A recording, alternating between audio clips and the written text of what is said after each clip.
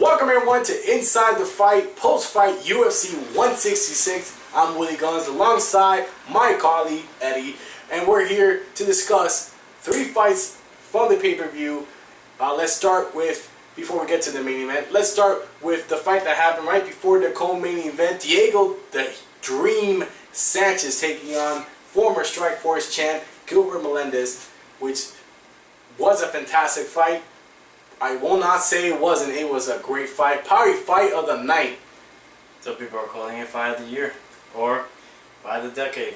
Who knows? Fight of the century. You know, I don't think it is, but it was fight of the night for my opinion. Gilbert Melendez took the fight 3 rounds. Wish it was 5 rounds. That's how good this fight was. Well, actually, when I first saw the fight on the card, knowing how these two guys fight, I thought it definitely should have been a 5-round fight. I really wish they would start expanding the 5-round fight rule to more than just the main event or a title fight. There's so many fights where when you see them on paper, like Randy Couture was a big nog, and many others where you just wish there were at least 2 more rounds just to see how it would play out. And 2 guys like this, like Diego Sanchez. I mean, Diego Sanchez is a beast. He is a beast. He will go. He gets stronger by the 3rd round in most of his fights. So why not let him continue and see if his cardio can give him a win. I'm not sure if he would have tired out Melendez, but definitely his 3rd round was Diego Sanchez's best round when he caught him in that flurry. And you gotta give Gilbert Melendez credit here, because he could have just easily backed off in that 3rd round, but he was going forward.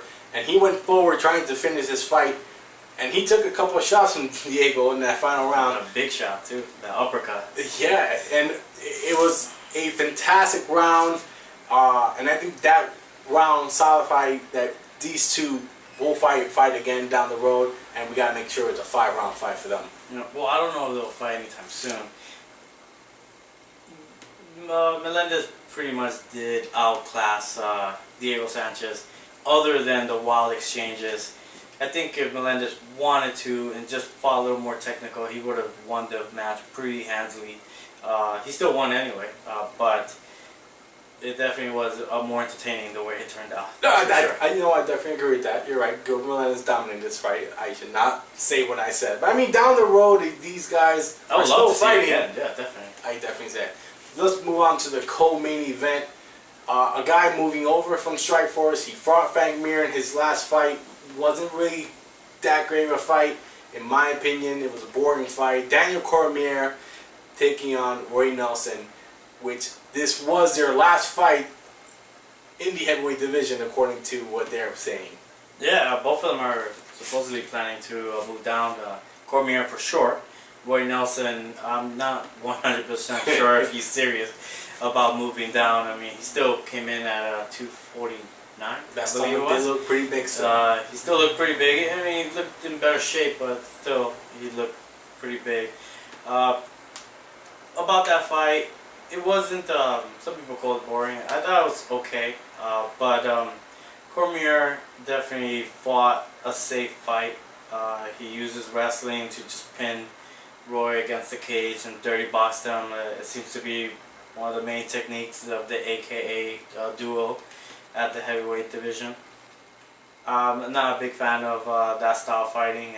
I feel it's a little boring, but it's up to your opponent to be able to have the wrestling to push you off and to hit you as you're coming in. So I can't blame anyone but Roy Nelson for preventing that. And Roy Nelson had, I think Cain, Cormier did give him his chances to strike with him. And he did. Roy Nelson just didn't have the energy. And I would definitely admit I was wrong, because I predicted Roy Nelson to win this fight, and you told me I was insane. You're insane.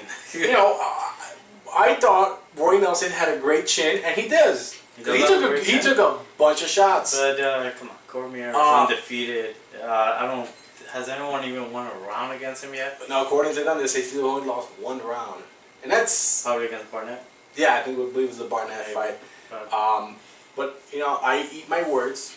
Cormier definitely showed me that he definitely has the skills He definitely has a chin because he did take a few shots when he did get hit, which was rare. But Roy Nelson is a strong guy, and I thought maybe he might get lucky and knock him out.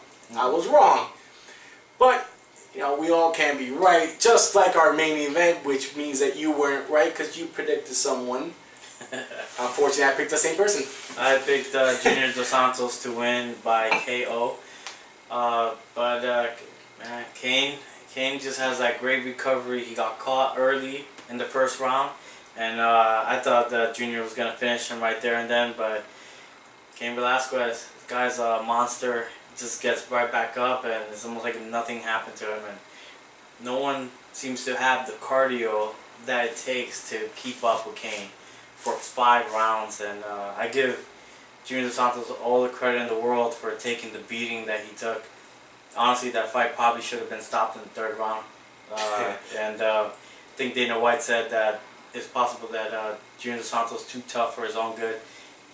That might be true. The beatings that he took probably took 10 years off his life in the last 2 fights against Cain.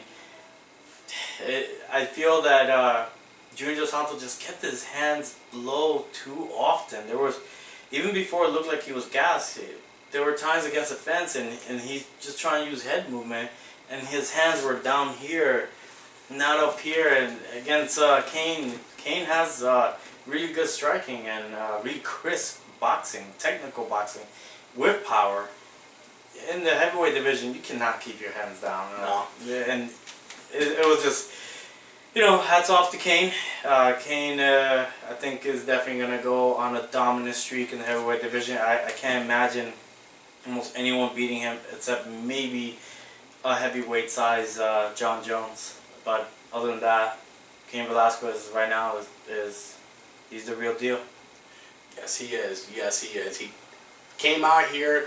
You know, I was not happy with some of the stuff he said during the UFC prime time about how he was training to make this a 5-round fight. You know, his goal was not to finish his fight, but to beat him for 5 rounds. I thought that was pretty egotistical in his part to say it. But he came out, and I thought the fight should have been stopped in that 3rd round. I jumped up and said, "Oh, this fight's over." I see Herb Dean, you know, about to try to stop this fight, and you know, Herb Dean, one hand, but no, it looked like he was about to stop it. He did not stop it, and I'm like shocked.